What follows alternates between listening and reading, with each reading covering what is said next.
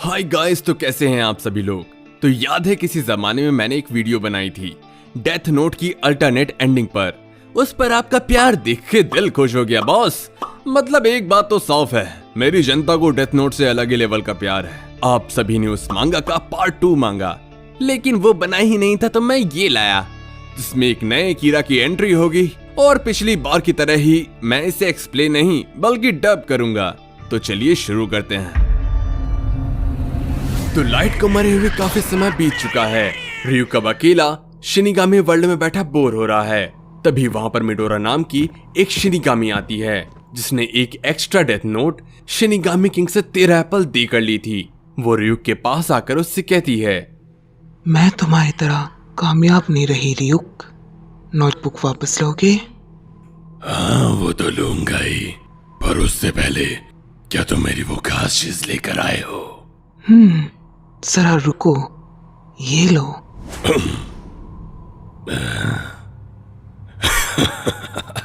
Apples, मुझे इसी चीज का तो इंतजार था। डेथ नोट का जैसा इस्तेमाल तुमने किया वैसा मैं कभी नहीं कर पाई। स्वादिष्ट है, मुझे और ज्यादा एप्पल्स चाहिए। इसके लिए मुझे बस एक इंसान ढूंढना होगा जो मुझे एप्पल्स खिला सके, पर वो लाइट यागामी के जैसा होशियार होना चाहिए, तभी मैं इंसानी दुनिया में ज्यादा देर तक रुक पाऊंगा।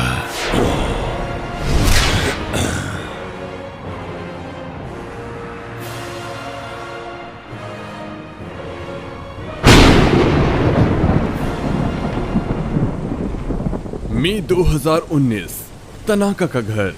हम देखते हैं एक बच्चा कानों में ईयरफोन लगाए गाने सुन रहा होता है, और तभी हम देखते हैं एक हाथ फर्श के बीच से बाहर निकलता है, और वो और कोई नहीं बल्कि ryuk था। वो उस बच्चे के पास जाता है और अपनी डेथ नोट से उसके सर को छू देता है।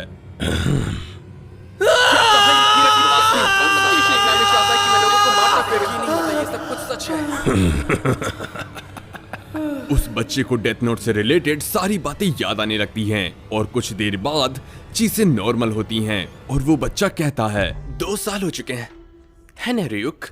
मैं फ्लोर से बाहर आया जैसे मैंने वादा किया था। मैं एक शिनिगामी हूँ जो अपना वादा निभाता है।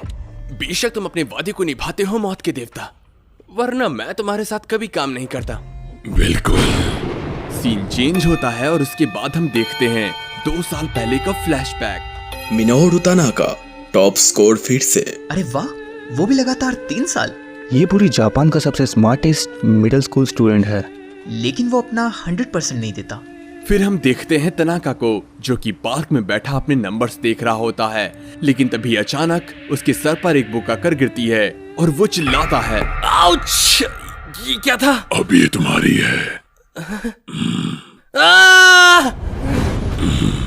मैंने सुना तुम काफी स्मार्ट हो। क्या मैं?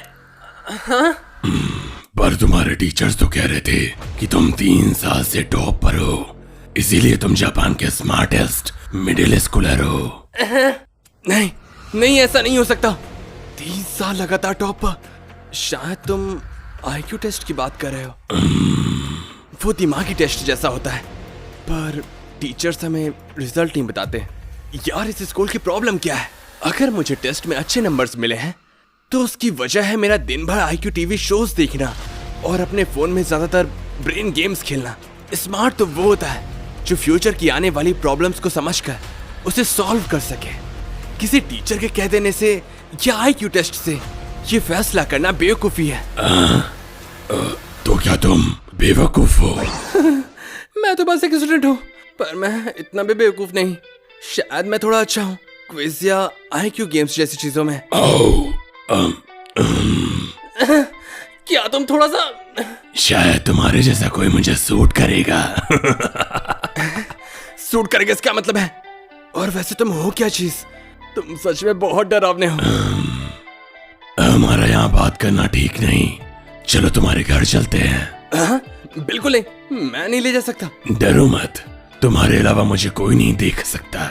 रहने दो ना, ये जगह ज्यादा बढ़िया है। मैं सीरियस हूँ। पर मेरा रूम थोड़ा गंदा है। फिर हमें तनाका की घर का सीन दिखाया जाता है। क्या कहा? ये कीरा के पास थी।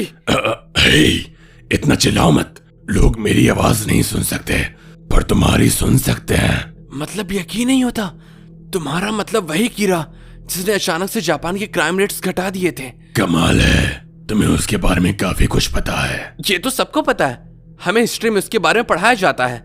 वाह, सच में? वो तो काफी मशहूर हो चुका है। नहीं, हमें पढ़ाया जाता है कि कीरा एक कातिल, आतंकवादी और इतिहास का सबसे घटिया इंसान था। पर बहुत से लोग अभी भी कीरा को भगवान मानते हैं। ओह अच्छा, एक भगवान है। लेकिन एक बुक कैसे किसी को भगवान बना सकती है? इंस्ट्रक्शंस फर्स्ट पेज पे लिखे हैं, खुद ही पढ़ लो। पर ये इंग्लिश में क्यों लिखी है? मुझे इंग्लिश नहीं आती, इसे ट्रांसलेट कर दो। सच में? जिस इंसान का नाम इस नोटबुक में लिखा जाएगा उसकी मौत हो जाएगी। इस नोटबुक में किसी का नाम लिखते वक्त लिखने वाले को मरने वाले का चेहरा सोचना होगा, वरना ये काम नहीं करेगा। एक जैसे नाम वाले दो लोगों पर इसका कोई असर नहीं होगा। अगर मौत का कारण नाम लिखने के 40 सेकंड के अंदर लिखा जाएगा तो वही होगा, और अगर मौत की वजह नहीं लिखी होगी तो मौत हार्ट अटैक से होगी। मौत का कारण लिखने के बाद मौत की डिटेल अगले 6 मिनट 40 सेकंड में कंप्लीट करना होगा। मुझे इस पर यकीन नहीं हो रहा, पर शायद ये सच हो। पुलिस और अल कीरा को अरेस्ट करने में लगे थे, है ना? और इसमें काफी मजा भी आया। रियुक, क्या तुम कीरा के बारे में मुझे और बता सकते हो? पर उससे पहले मैं एक एप्पल खाना पसंद करूंगा। तुम काफी लकी हो। मेरी मॉम की डाइट पर होने के कारण मुझे हर दिन एक एप्पल मिलता है। वाह। पर्सनल डिटेल के अलावा तुम कुछ भी पूछ सकते हो।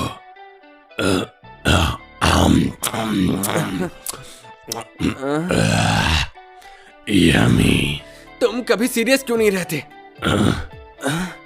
अमेजिंग। तो ऐसे कीरा ने इन सबको अंजाम दिया। उसने तुम्हारा और इस डेथ नोट का अच्छे से फायदा उठाया अपने मतलब के लिए। वो सच में बहुत स्मार्ट होगा। हाँ, उसके टेस्ट स्कोर पूरे जापान में नंबर 1 थे। लेकिन अगर अब हम वही सारी सेम चीजें करेंगे तो पकड़े जाएंगे। वो 10 साल पहले की बात थी। अब इंसानों का एक नया युग आ चुका है। सड़क के कोने कोने पर और ट्रेन्स में सिक्योरिटी कैमरास लगे हुए हैं। कार्स और बसेस में भी डैश कैम्स हैं। हाँ, शायद अब तुम उन FBI एजेंट्स को इतनी आसानी से ना मार पाओ। और तो और साइबर क्राइम्स ब्रांच वाले काफी होशियार हो चुके हैं। अगर आज के समय में कीरा ऑनलाइन मैसेज भेजने की कोशिश करता तो पुलिस तुरंत उसकी लोकेशन ट्रैक करके उसे पकड़ लेती। ऑनलाइन मैसेज को सिर्फ टीवी शोज या मूवीज में ही दिखाया जा सकता है, पर उसमें भी बहुत झाम है। सही कहा। लेकिन मुझे यकीन है इस नए युग में भी कीरा इसे करने का कोई ना कोई तरीका ढूंढ ही लेता। और क्या तुम वो तरीका ढूंढ पाओगे मिनरो? ये शिनिगामी चाहता क्या है? मैं भी कीरा की तरह लोगों को मारता फिरूं?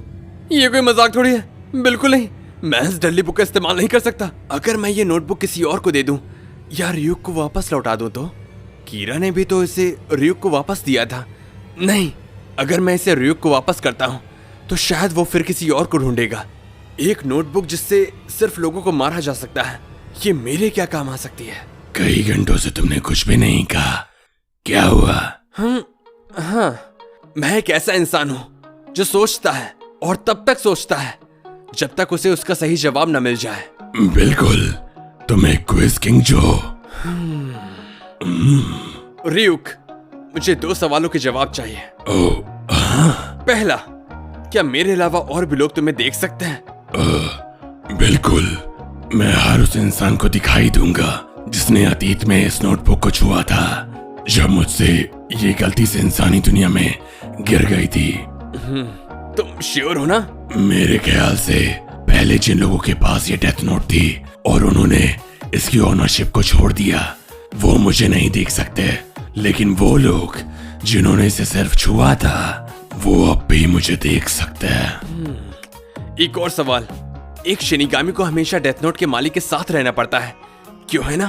तो ये बताओ, एक शिनिगामी अपने मालिक से आखिर कितनी दूरी तक जा सकता है? ये बताना थोड़ा मुश्किल है। इसका कोई नियम नहीं है, पर ये तब तक काम करेगा जब तक मुझे पता हो कि तुम कहाँ हो। या रुको, शायद ये शिनिगामी वर्ल्ड से यहाँ तक की दूरी हो सकती है। मुझे ठीक से नहीं पता। क्या तुम थोड़ा डिटेल में नहीं बता सकते? मुझे लगता है कोई दूरी तय नहीं की गई है। पर मुझे एक एग्जैक्ट नंबर चाहिए। ओह, समझा। तो इंसानी दुनिया के हिसाब से ये दूरी 14 किलोमीटर है। क्यों, सही कहा ना? इतनी दूरी काफी है तुम्हें पहचानने के लिए और एक ही मैसेज में तुम्हारे पास आने के लिए। ठीक है, मैंने फैसला कर लिया है। मैं अब ये डेथ नोट तुम्हें वापस कर रहा हूँ। 2 साल बाद इसे वापस लेकर आना। 2 साल बाद मैं इस नोटबुक का इस्तेमाल करूंगा और तुम्हें हर दिन एप्पल्स भी दूंगा। मुझे 2 साल तक एप्पल्स का इंतजार करना होगा। अगर तुम इतना लंबा नहीं रुक सकते तो ये नोटबुक किसी और को दे दो। ठीक है मिनरू, मैं इंतजार करूंगा। तो अब से मैं इस नोटबुक का मालिक नहीं हूँ। ये नोटबुक अब मैं तुम्हें वापस लौटाता हूँ।